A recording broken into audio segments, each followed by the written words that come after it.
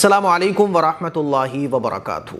باغپت کے اندر مولانا ابراہیم کے ساتھ جو کچھ ہوا اس سے ہمیں بڑے آسانی کے ساتھ یہ سمجھ لینا چاہیے کہ ہمارے بچے اب پہلے جیسے نہیں رہے۔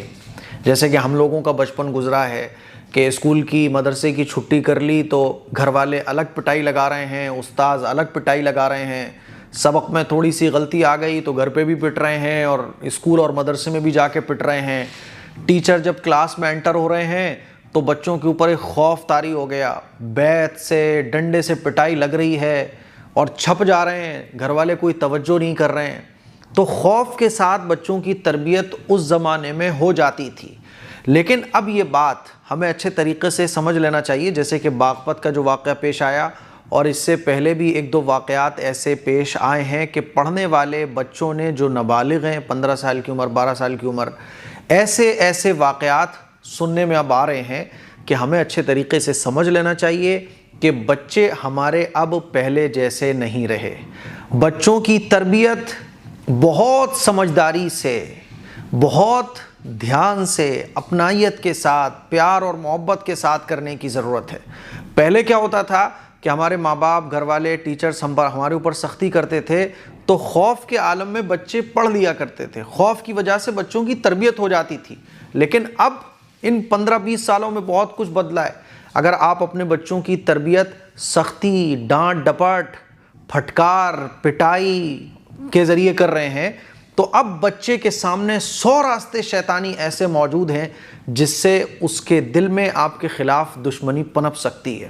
اور دشمنی تو میں بہت چھوٹا لفظ بول رہا ہوں، دشمنی سے آگے وہ بہت کچھ سوچ سکتا ہے۔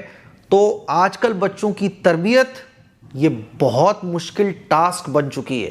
اسی لیے میں ماں باپ سے بھی اور ٹیچر سے بھی یہ درخواست کرنا چاہتا ہوں کہ بچوں کی تربیت اپنائیت کے ساتھ کیجئے، پیار محبت کے ساتھ کیجئے، سمجھداری کے ساتھ کیجئے، حکمت کے ساتھ کیجئے۔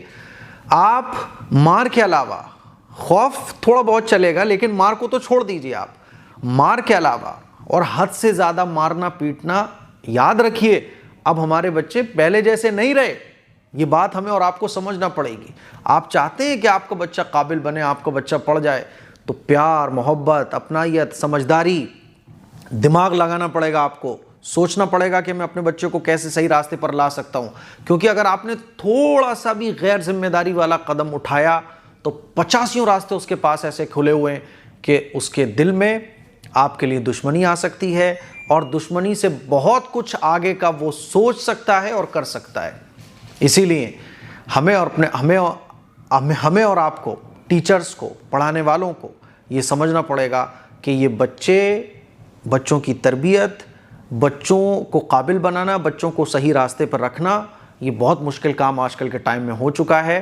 تو بہت سمجھداری کے ساتھ تربیت بچوں کی کرنے کی ضرورت ہے، یہ میں آپ لوگوں کی توجہ دلانا چاہتا ہوں۔